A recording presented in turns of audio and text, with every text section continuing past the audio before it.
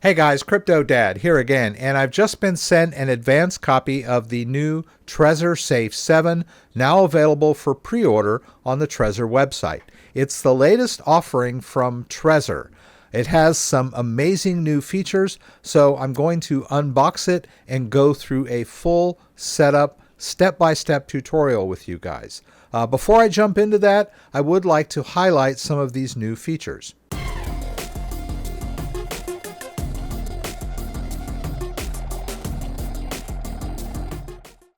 So I just wanted to touch on some of the major features of this before we jump into the setup. It comes in at $249. It's got the world's first auditable secure element chip, the Tropic-01. Anyone can audit this chip and report vulnerabilities publicly.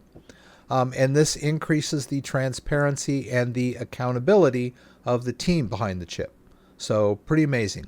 It incorporates two secure element chips in the architecture. We've got the Tropic-01 chip and then their previous chip, which is the Optima Trust M chip, which is an NDA-free EAL6 Plus certified secure element chip.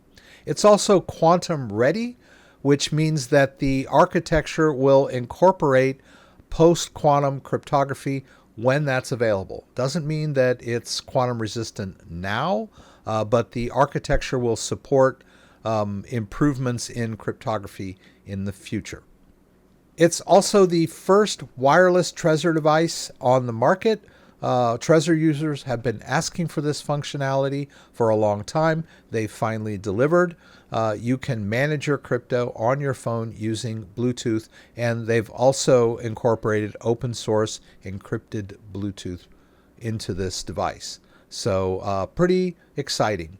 Also, my favorite thing is this beautiful new color touchscreen, a 2.5 inch, 62% bigger than the Trezor Safe 5, their previous model. So let's go ahead and jump into the unboxing so you guys can see this thing in action. All right, so we have the Trezor Safe 7 here. This is the manufacturer's box. Looks like a beautiful device. It's got some of the features here: wireless connectivity, 2.5 inch color screen, advanced secure element, and thousands of coins and tokens supported. Quantum ready architecture, and this is the charcoal black. So we'll go ahead and unbox here. All right, so it comes in this shrink wrap, of course, but then it also has physical anti-tampering measures here on the outside, a security seal. Just peel that off. And a nice looking presentation here. We got another seal here. Very nice. Let's take a look at the difference in size between that and the Trezor Safe 5. So just a quick look at the specs here.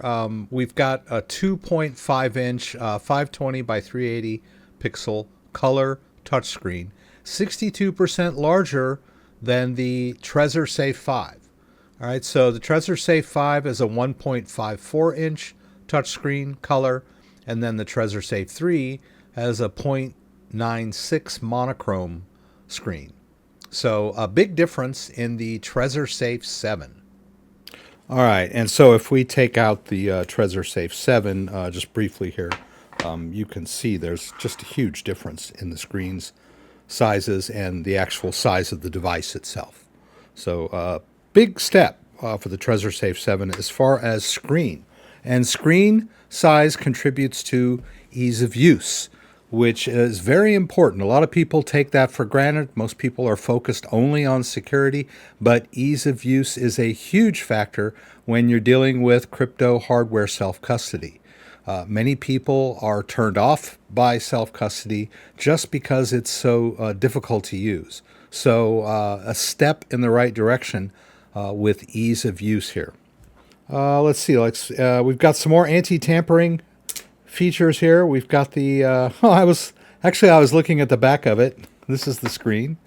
Yeah, so sorry about that. Yeah, so we can kind of look here, at the front of the device here, and just a huge difference. All right, and then another anti-tampering, physical anti-tampering countermeasure here. We've got this laser seal here, so we can take that off. All right, and you've got your USB-C connector right here. So before we get started on the device setup, let's go ahead and just check out what else is in the box here. We've got a USB-C to C cable here. So I've got my own cable. I'll use that. Let's see what we've got in here. Got our wallet backup sheets. Okay. These are the sheets where you'll write down your backup phrase. Now, the Trezor uses its own backup phrase protocol, which is called SLIP39. It was Satoshi Labs, the owner of Trezor, that was instrumental in creating the 12 and 24-word backups. The 20-word backup is an improvement over those protocols. It has a lower word list, so instead of 2,048 words, it only has 1,024. And the words in the list are different. They're more distinct. This helps people when they're writing down the seed phrase. The traditional 12, 24-word seed phrases have a lot of similar words that not only look similar when written out, but they sound similar when said. Trezor has vastly improved the seed phrases by coming up with their own protocol, the SLIP39 20-word backup phrase. And I'm sure we'll see more hardware wallet manufacturers adopting this new 20-word backup. The 20-word backup also supports Shamir backups. It looks like it only comes with 2, but of course you can write yours down on paper as well. I like writing mine on paper. You get a little more room. Cool stickers, of course. I love those. We got some safety information here. And then the get started gives us some just general instructions here. All right, now we can get started setting up the device. The Trezor setup does involve interfacing back and forth between Trezor Suite, so you will need to connect your device to the computer while you're doing your setup. All right, and then you can scan this code to get Trezor Suite. So we'll go over here to the Trezor website at trezor.io. Make sure you're on the official website. Let's go to app and then download Trezor Suite for desktop. We'll just drop this in the default location, usually your downloads, and we'll just double click the installer to get started. All right, so we'll go ahead and install in the default location. We'll leave this ticked and just run Trezor Suite. You can allow or disallow data collection. All right, it detects that I have the device connected to my computer. So we'll choose set up my Trezor. If there's something troubling you of any kind, you feel like the box has been opened or anything else, you can go over here and they'll give you some guidance on how you can deal with that if you've got those concerns. All right, but everything seemed fine on mine. I'm going to go ahead and start my setup here. We'll install the firmware. You can see progress on the device itself. Pretty cool. It's going around the edge. All right, and it's going to tell you the firmware was installed successfully. All right, and once it's done with that, it'll tell us to continue here to create a secure connection. And then they'll want us to interact with the device. And it's asking if I want to allow Trezor Suite to connect to my computer. I'll confirm that. There's a pairing code here. So we'll go back over to the desktop and we'll enter that pairing code. All right, now it wants to do the verification check. So we'll hit start on that. Now we want to allow the authentication check. This is a cryptographic verification that the device is genuine and has not been tampered with. And double check your computer screen. It's very important to go back and forth between the device during this process. You'll want to make sure you're looking at the device and then you're also looking at your computer screen. Sometimes the computer screen is waiting for you to proceed. Sometimes the device is waiting for you to proceed. So make sure you're looking at both so you don't get stuck wondering why it's not moving forward. All right, so this is a first-time setup. We'll say create new wallet. So as I mentioned earlier, there are several flexible backup options for the Trezors. You can use the default 20-word backup. You can use a multi-share backup if you want to use that. So you can create a multi-share backup if you want to. Or you also have the option of using the legacy system as well. So you're welcome to use those if you would prefer. I'm going to stick with the single share backup, the 20-word backup. All right, so the device is waiting for us to take some action here. So we'll hold to continue. There's a haptic feedback there. Haptic feedback. All right, and the wallet has been created now. We'll hit continue. The wallet is telling me that we need a backup. All right, so let's go ahead and continue with the wallet backup. They're going to give us some information about how these backups work. We'll hit create backup, and then we'll go back to the device, and the device is going to pick up now. We'll hit continue. They're going to give us some more information. Do not make a digital copy of this backup. You don't want to take a picture of it with your phone because your iCloud account could get hacked. All right, so we'll hit continue here, telling us to write it down. Okay, there's our first word.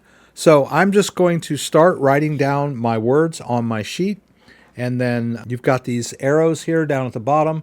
There you can advance through the words and back up again. So write your words down. Make sure you write them in order. There's a number in the top left corner here that tells you what sequence the word is. So make sure that you refer to that as you're writing on your sheet. All right, then, and when you get to that last word, you'll hit continue. Make sure you wrote them down. You'll hold to confirm. And then that's going to do a verification check. We'll hit continue here. It's going to show you a list of words. You'll refer to your list and tap the word that is in the correct slot. All right, and now you can see it's asking me for the word in slot number 14. So check slot number 14 on your card and tap that word. All right, and then they're asking me for number 16. Yours could be different. All right, and after those, then it'll ask you to continue. And then it's going to have us set up our PIN. There is also a backup recovery word check in the device settings once we get everything set up. I would highly recommend that you do your due diligence and run that backup word check that checks all the words to make sure you've got them all written down. I have encountered several individuals over the years that have written their seed phrases down incorrectly and lost access to their crypto when they needed to do a restore. These words are here in case your device gets lost, stolen, or damaged. So treat them with care. They are just as important as the crypto itself, if not more. Now we need to go back to the computer screen. It's asking us to set up our PIN. So we'll just click Set PIN, and then we'll go back to the device. Then, of course, it's going to ask you to confirm that PIN. Okay, and the PIN is finished. Let's go back and see what our computer screen has to say. All right, and now it's asking us to activate the assets that we wish to manage. You can always go back and do this later if you want to activate more coins. And now we're ready to start exploring Trezor Suite, funding our crypto wallet. Okay, so this is the main screen of Trezor Suite. This is what you'll see. You got a zero balance, and all of the cryptos that you enabled during setup are here on the side and down here below. So you can click into any of the wallets over on the left, or when you're at the dashboard, you can click into them from here as well. I transferred some Bitcoin from my Kraken account, but I was not recording at the time. Silly me, this happens to me quite a bit. But we'll go over that process here in just a minute.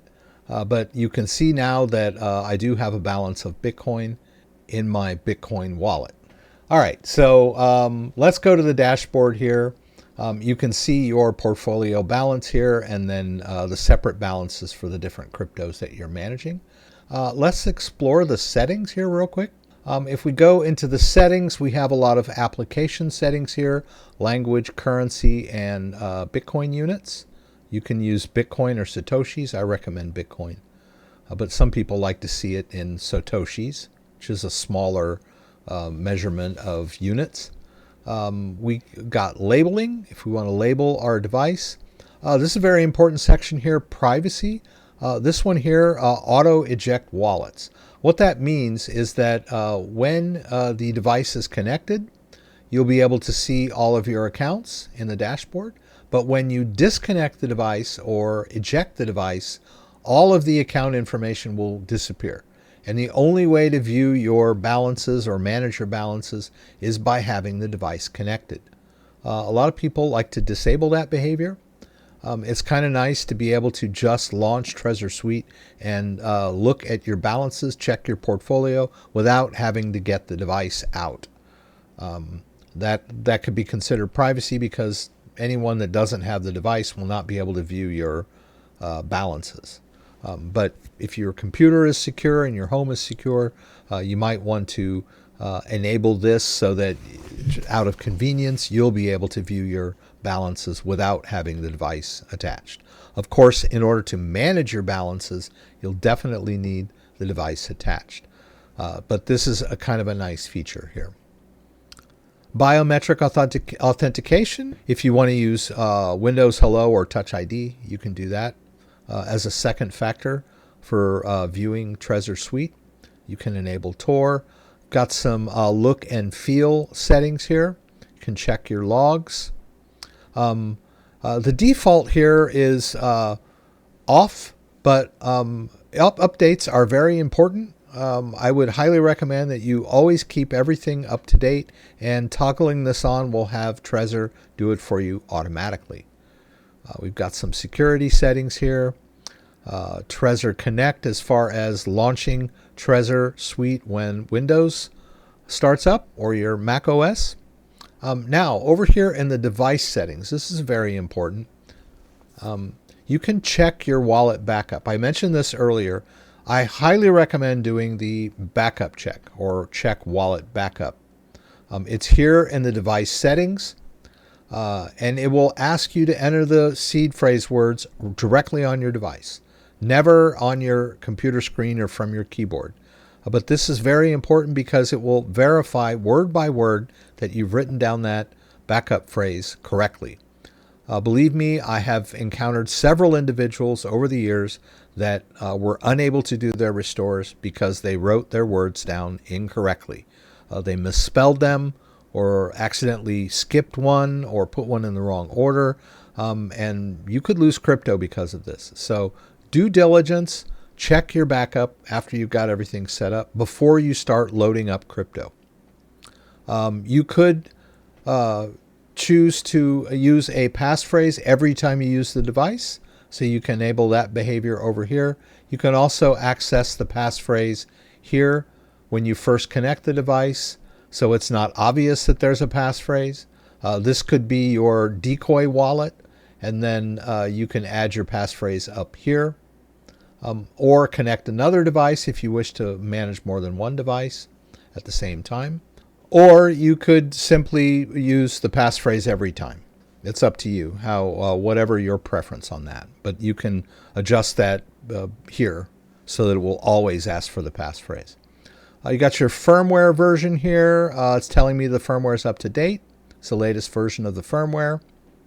The type of firmware that I'm using. You could switch this to Bitcoin only firmware if you want.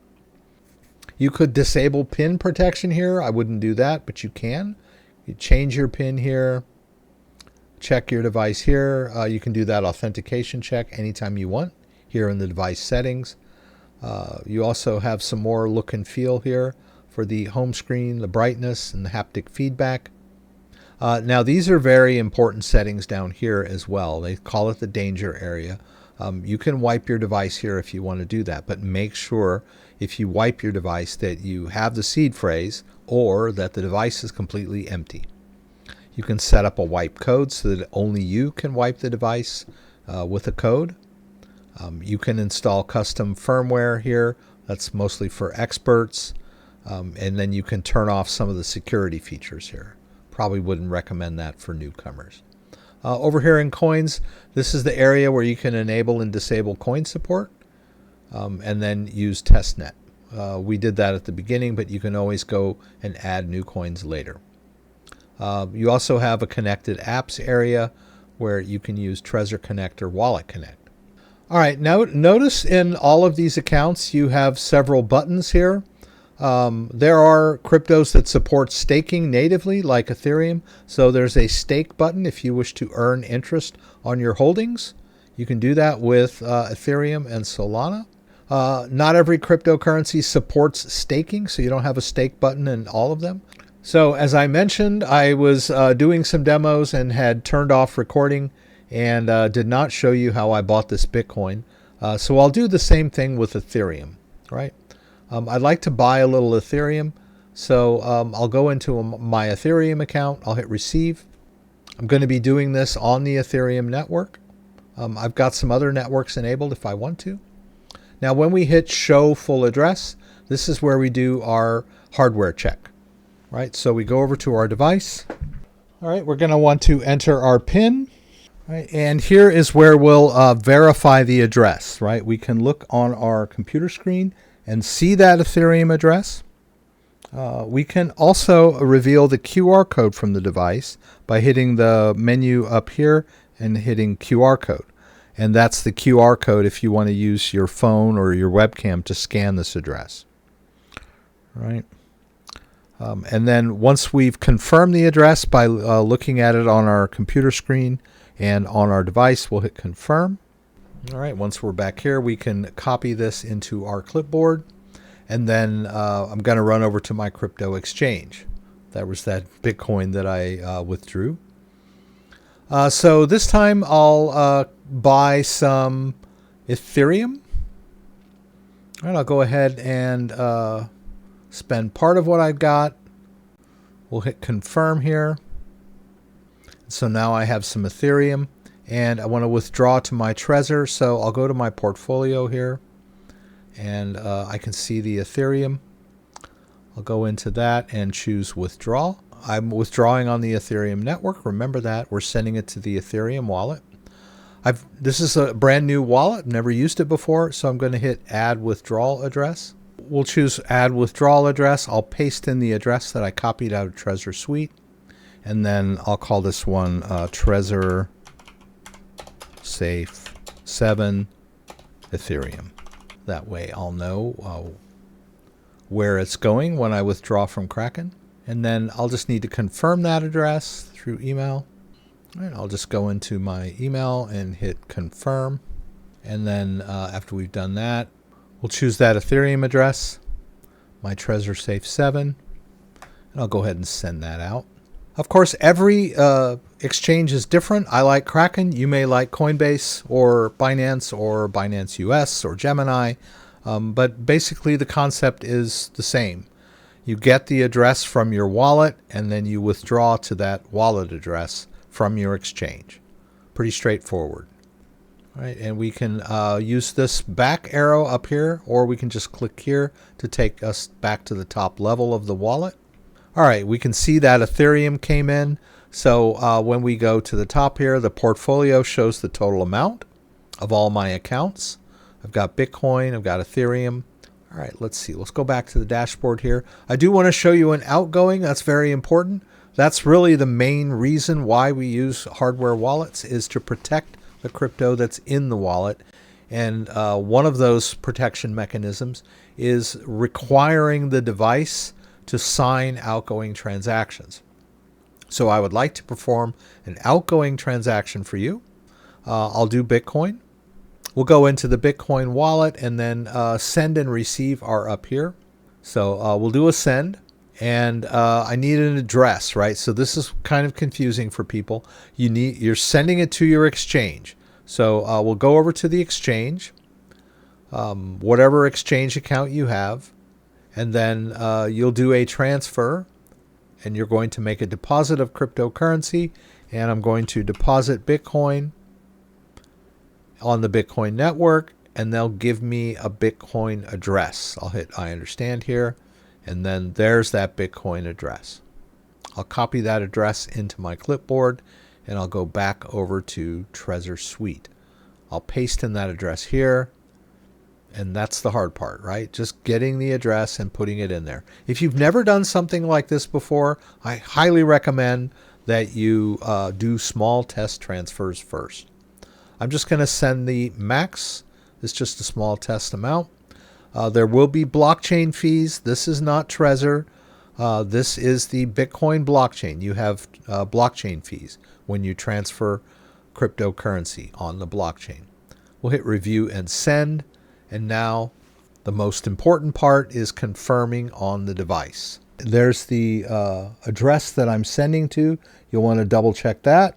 So if we go back to Kraken, we can see the address we're sending to, and then we can verify that it's the same address that we're seeing on our device, right? It's a very important step. We'll hit continue. There's the amount I'm sending.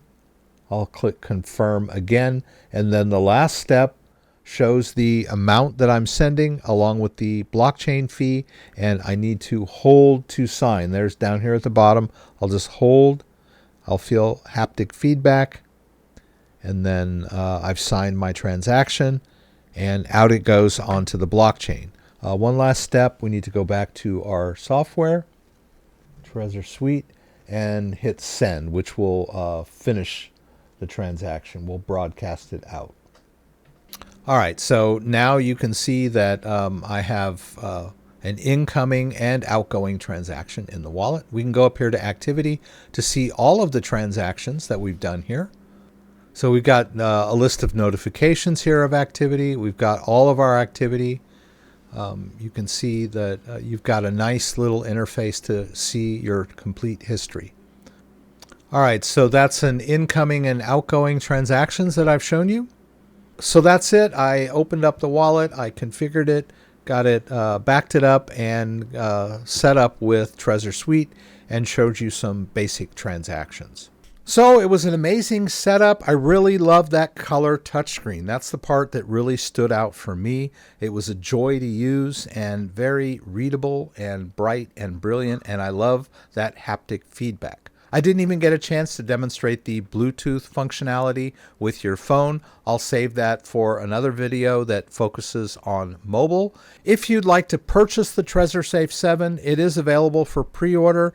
I've got a personalized link down in the description. If you have any questions about anything I said, please throw them up in the comments and I'll do my best to get them answered.